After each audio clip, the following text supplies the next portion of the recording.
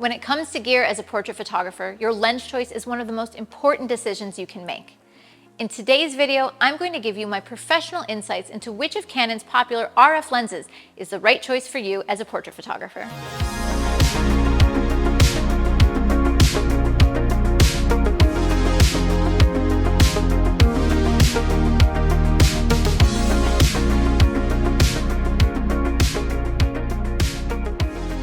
Hey everybody, Lindsay Adler here. I'm a portrait and fashion photographer, photo educator, and Canon explorer of light.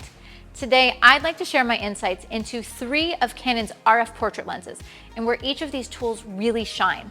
Now, as with any gear, there's always the right tool for the job, but you also have to consider things like your personal stylistic preferences or other technical considerations, and even things like budget.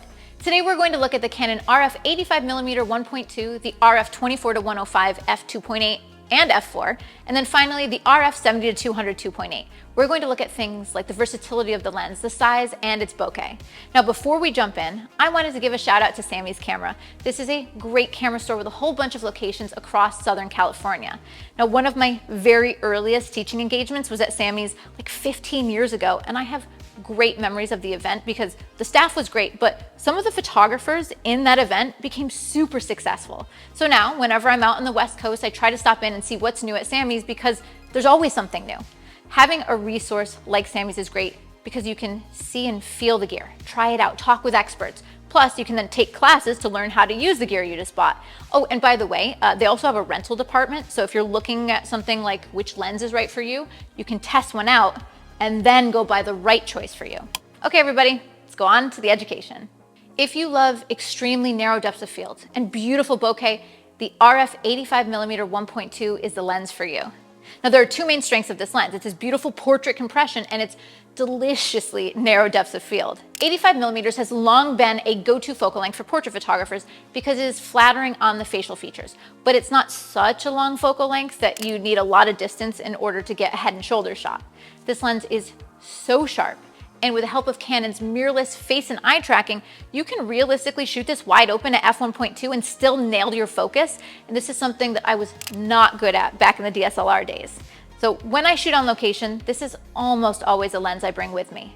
If I'm shooting in a city and I want to simplify my background, I grab this lens. In the studio, if I'm playing around with creative bokeh and I want to blur out the background, I grab this lens.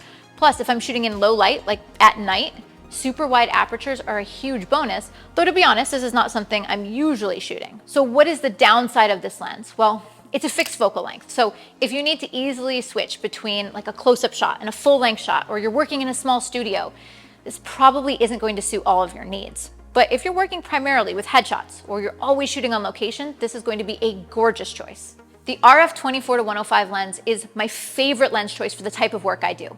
I shoot a lot, I shoot quickly, I shoot full length, mid length, close up, all in a matter of moments. And so a 24-105 is what sits on my camera a majority of the time I'm in the studio. So if you shoot like me and versatility is key, this is a must-have lens. Furthermore, if you're in a tight studio space, you're probably going to benefit from having the wider range of focal lengths. But the big question is, f2.8 or f4.0, like which do you need?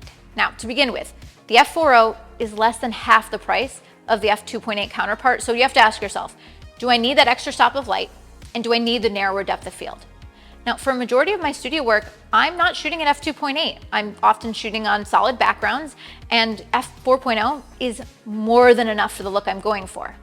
If, however, you like to shoot a narrower depth of field, you shoot a lot on location, you shoot in low light, like at a wedding, you're probably going to want that extra stop of light. Now, I should also note that the f2.8 is sharper than the f4.0, so if extra super duper sharpness is really important to you, it's something to think about. Now, I recently picked up the f2.8 version because it let me cut down on the amount of gear I have to carry. So in a single shoot, whether I am shooting natural light, then in the studio, then on location, then low light at night, this lens really makes it so I don't need to carry any others if I go with the f2.8. So what's the downside? Well, the price is definitely something to pay attention to. The f4.0, again, it's significantly cheaper. Also, the 4.0 is more lightweight. So if you need something that is compact, it fits your budget, then maybe a 4.0 is a better choice than the f2.8. The 70 to 200 millimeter focal length has long been loved by portrait and wedding photographers. You can get super tight shots for beauty photography. You can also go outdoors and compress your subject on the background. That's when that 200 millimeter focal length really comes in handy. I feel like this lens is more useful on location because of the way it allows you to control your environment. You can reduce the field of view. You can shoot a narrow depth of field. You can compress your subject against the background. But if you're in a really small studio space, this focal length is probably not going to be your friend, especially if you need to achieve wider shots, or this lens makes it so you need to have a lot of room. I tend to gravitate towards this lens when I'm in the studio if I want super tight beauty shots. If I need to move in closer than head and shoulders, that 200 millimeter focal length is going to be fantastic. So what does this all mean for you? Now, first of all, you have to ask yourself, what are the most important things I'm looking for out of a lens? Now, I am going to oversimplify here, but let me just give you a quick summary of what we've talked about. Now, if you shoot on location a lot and you love super narrow depth of field, then the RF 85mm 1.2 deserves a really good look. However, if the most important thing to you is, like me, versatility, then I'd probably grab the 24 to 105. And then from there, I love the 2.8, but the 4.0 may be sufficient if you're on a budget or you don't need that extra stop of light and narrower depth of field. And then finally, if you shoot weddings or super tight beauty shots and you're not in a small studio space, then the 70 to 200 millimeter lens may be a good fit. For me, if I can only grab one lens, it's the Canon RF 24 to 105 2.8 because it gives me narrow depth of field, a lot of versatility. I can shoot headshots to full length shots, which is exactly what I need out of a lens. I hope you found this video helpful as you make your decision for your next gear purchase, or maybe it just helps you decide what lens to pop in your bag. Thanks everybody for watching, and don't forget to show Samy some love. See you next time.